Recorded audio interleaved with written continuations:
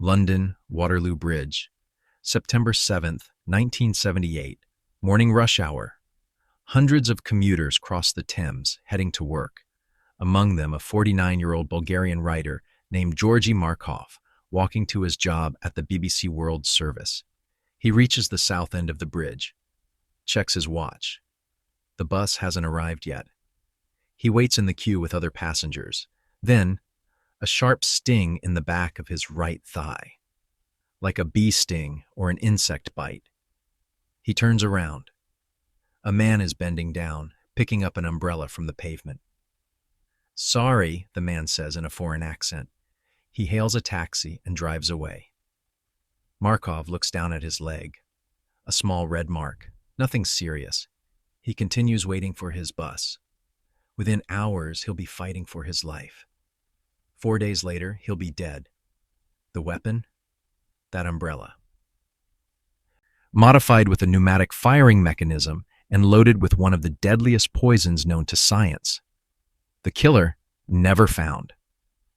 Tonight, we're examining the assassination that shocked the world and changed Cold War espionage forever. This is the story of the Bulgarian Umbrella. To understand why Georgi Markov was murdered, you need to understand who he was and what he represented to the communist regime he left behind. Markov wasn't just any dissident. He was one of Bulgaria's most celebrated writers. Novels, plays, screenplays. His work was acclaimed across Eastern Europe. He had access to the elite. He personally knew Bulgaria's dictator, Todor Zhivkov.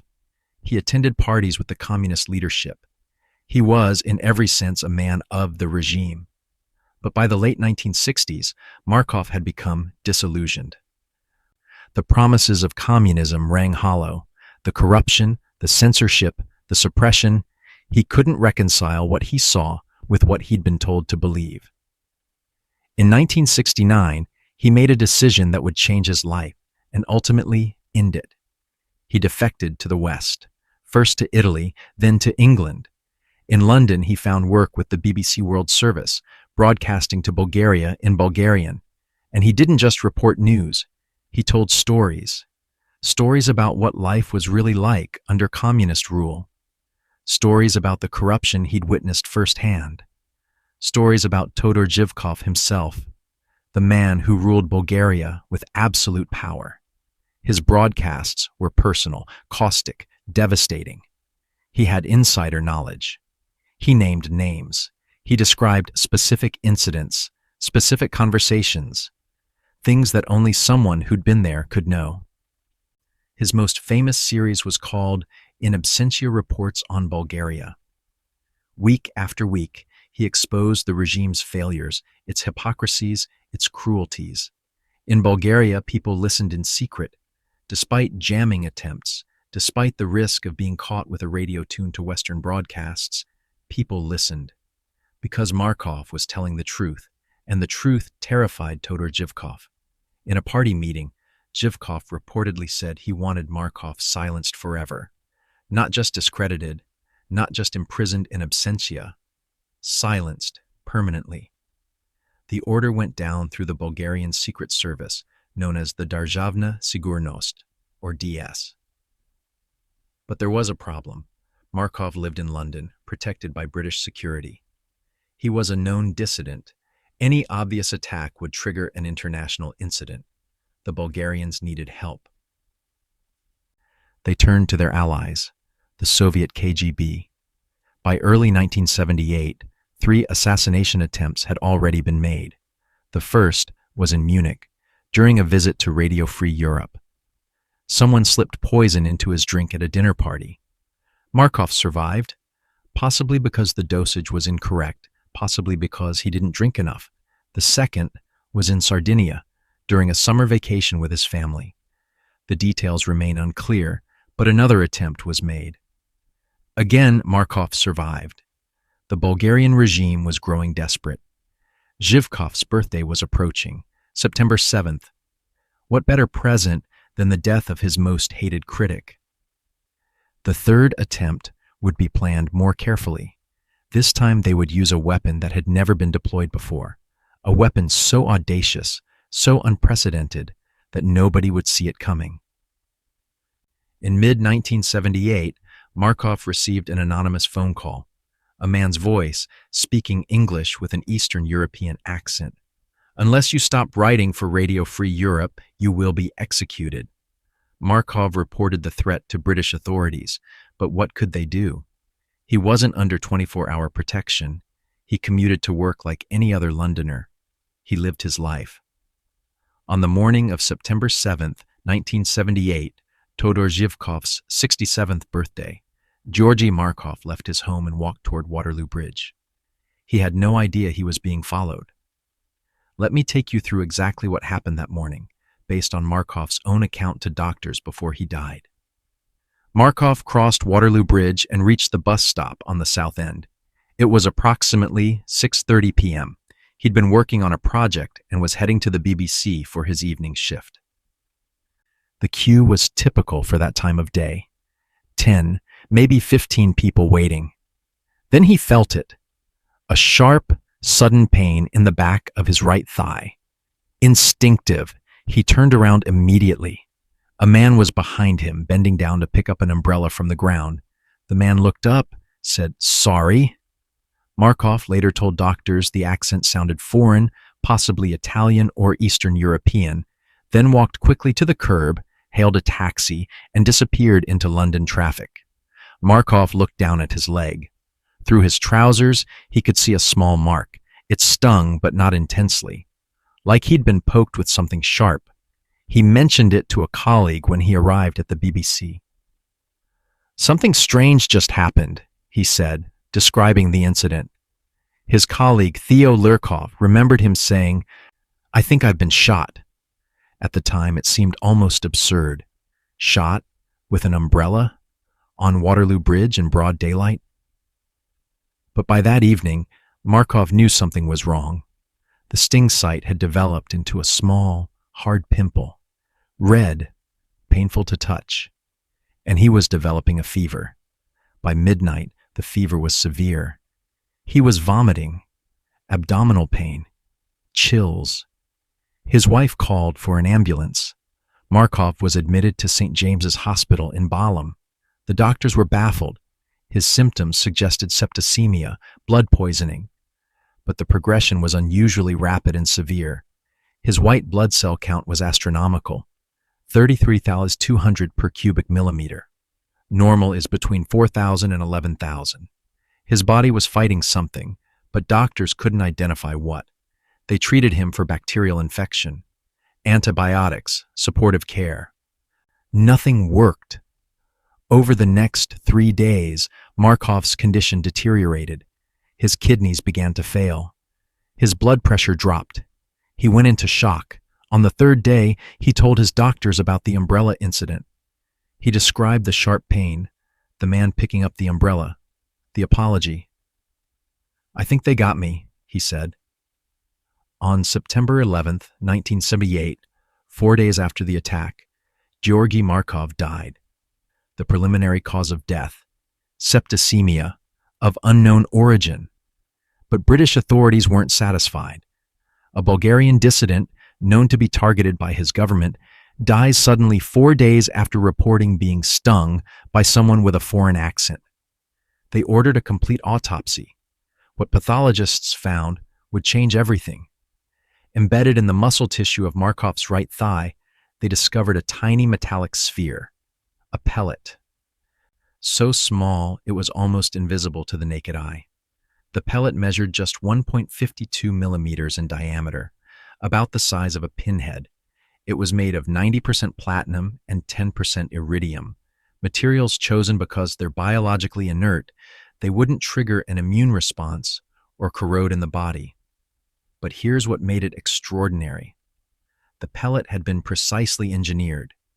2 tiny holes had been drilled into opposite sides, forming an X-shaped cavity in the center. The holes measured just 0.35 millimeters in diameter. Inside that cavity, pathologists found microscopic traces of a white substance. They rushed the pellet to Porton Down, Britain's top-secret chemical and biological warfare research facility in Wiltshire. The analysis took weeks. The amount of toxin was so small, Detection was extremely difficult, but eventually they identified it: ricin, one of the deadliest poisons known to science. Ricin is derived from castor beans, the same plant that produces castor oil. But while the oil is harmless, ricin is lethal. It's a protein that inhibits protein synthesis in cells, essentially causing them to shut down and die. There is no antidote. A dose the size of a few grains of salt can kill an adult human. The amount in Markov's pellet was estimated at just 450 micrograms, less than half a milligram. It was more than enough. But here's what fascinated and terrified investigators: the engineering. The ricin had been sealed inside the pellet's cavity with a sugary coating. This coating was specifically designed to melt at exactly 37 degrees Celsius, human body temperature. When the pellet was injected into Markov's leg, his body heat slowly melted the coating. The ricin was gradually released into his bloodstream. By the time symptoms appeared, the poison was already spreading throughout his system. The pellet itself remained intact, physical evidence that would have dissolved or been destroyed with most other delivery methods. This wasn't just murder, this was sophisticated bioengineering.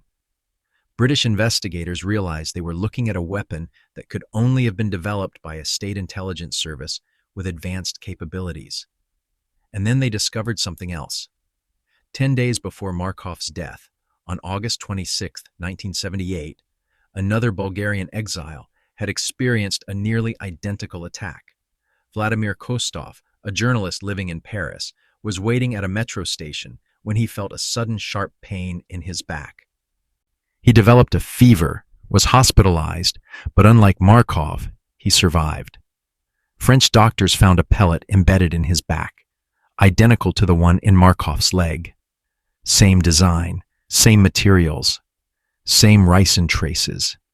The difference? Kostov had been wearing thick clothing. The pellet hadn't penetrated as deeply. The ricin wasn't fully released into his bloodstream. He survived by chance. 2 attacks.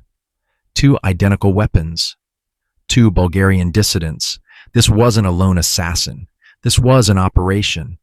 Now we need to talk about where this weapon came from and why it's never been found. When Bulgarian authorities approached the KGB for help assassinating Markov, they presented a unique challenge. Conventional methods were too risky. Shooting, too obvious. Poisoned food, too unreliable. Car accident, too suspicious given Markov's profile. They needed something that could be deployed in public, in broad daylight, without attracting attention. Something that would look like a medical mystery rather than a murder. The KGB had just the place to develop such a weapon. Laboratory 12, also known as the Chamber. This was the Soviet Union's most secret poison laboratory, located in Moscow. For decades, it had been developing toxins and delivery methods for wet affairs, KGB terminology for assassinations. The scientists at Laboratory 12 were tasked with creating the perfect assassination device. Their solution was brilliant in its simplicity and audacity. They would weaponize an umbrella. Think about it from an operational perspective. An umbrella is completely innocuous, especially in London, where it rains constantly, provides concealment, blocks line of sight, allows close approach. People bump into each other with umbrellas all the time. Easy to dispose of, drop it and walk away. Provides an excuse for physical contact. Sorry, clumsy me. The technical challenge was miniaturizing the firing mechanism. Here's how the weapon worked. The umbrella was purchased in Washington, D.C. For plausible deniability, nothing Soviet-made, and modified in Moscow at Laboratory 12. The shaft of the umbrella was hollowed out to create a pneumatic cylinder. Compressed air or gas provided the propulsion. A button was installed in the handle. When pressed, it released the compressed air, firing a pellet from the tip of the umbrella with enough force to penetrate clothing and embed in muscle tissue. The range was effectively 0. You had to press the tip against your target. But that was the point. In a crowded bus queue, a slight bump would seem completely accidental. The pellet itself was the masterpiece. Manufactured at Laboratory 12, it contained three key innovations. 1. The platinum-iridium alloy. Won't corrode, won't trigger metal detectors of that era, biologically inert. 2. The X-shaped cavity. Maximize poison storage while maintaining structural integrity. 3. The wax coating. Timed release mechanism, triggered by body heat. Genius. The ricin was cultivated at Laboratory 12's Biological Weapons Division, purified to maximum toxicity, deadly in microscopic quantities. KGB instructors traveled to Bulgaria to train the operative who would carry out the assassination. The agent's code name, Piccadilly. His real name, Francesco Gulino. Gulino was a Dane of Italian origin who had been recruited by Bulgarian intelligence in the 1960s. He was perfect for the operation. Western appearance, fluent in multiple languages, able to blend into any European city. The plan was elegant. Gulino would tail Markov from his home. Wait for a moment in a crowd. A bus queue would be ideal. Approach from behind, with the umbrella. Accidentally, poke Markov's leg. Apologize. Drop the umbrella, creating a distraction and disposing of evidence. Depart in a prearranged taxi. By the time Markov realized anything was wrong, Gulino would be out of the country. On September 7, 1978, the plan was executed perfectly. Almost. They hadn't counted on Markov reporting the incident. They hadn't counted on the pellet being discovered. They hadn't counted on British forensic pathologists being skilled enough to identify ricin from microscopic traces. The investigation pointed directly at Bulgaria and the KGB. In the years following the assassination, two high-ranking KGB defectors, Oleg Kalugin and Oleg Gordievsky, confirmed Soviet involvement. Kalugin stated publicly that the KGB had provided the technical assistance, though he claimed operational control remained with the Bulgarian DS. But here's where the story enters murky territory. Despite overwhelming evidence, no one has ever been charged with Markov's murder. Francesco Gulino was identified as the prime suspect in 2005 when the Times of London published his name, but he was never arrested. Why? The files are missing. In the 1990s, after the fall of the Bulgarian communist regime, investigators attempted to access DS records about the Markov operation. 10 volumes of documents were reported to exist. They were destroyed. General Vladimir Todorov, former head of Bulgarian intelligence, was convicted in 1992 of destroying the Markov files. He served 16 months in jail, but never revealed what they contained. Other figures connected to the case died under mysterious circumstances. Vasyl Kotsev, believed to be the operational commander, died in a suspicious car accident. General Stoyan Savov, Bulgaria's deputy interior minister, allegedly committed suicide before facing trial over the cover-up. The actual assassin, whether it was Gulino or someone else, was never definitively identified. Gulino lived freely in Denmark for decades. A 2006 BBC documentary tracked him down. He denied everything. He died in Austria in August 2021, having never been charged. Under Bulgarian law, after 30 years, murder charges can no longer be brought. The deadline passed in 2008. Technically, the killer could come forward today and confess without facing prosecution. They never have. The weapon, the actual umbrella, has never been recovered. It was either destroyed or remains hidden somewhere in a KGB archive. What exists today is a replica on display at the International Spy Museum in Washington, D.C. In 2008, Scotland Yard briefly reopened the case. Detectives traveled to Bulgaria. They requested interviews with relevant individuals. They found nothing new. Files were missing. Witnesses were dead. The trail was decades cold. In 2013, Bulgaria officially closed the case. Unsolved. The assassination of Georgi Markov stands as one of the Cold War's most audacious operations, and one of its most troubling unsolved mysteries. It succeeded on every technical level. The weapon worked exactly as designed. The target was eliminated. The operation avoided immediate detection. But it failed on the strategic level. Markov became more famous in death than he was in life. His broadcasts are still remembered. His story is still told. The Bulgarian Umbrella changed how intelligence agencies viewed assassination operations. It demonstrated that biological weapons could be miniaturized and deployed in public settings with minimal risk of detection. It also revealed the ruthlessness of Soviet-backed regimes.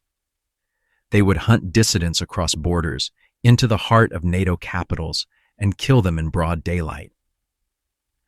The moral calculation was clear. Silencing one voice was worth any international incident. But Markov's voice wasn't silenced. His death amplified his message.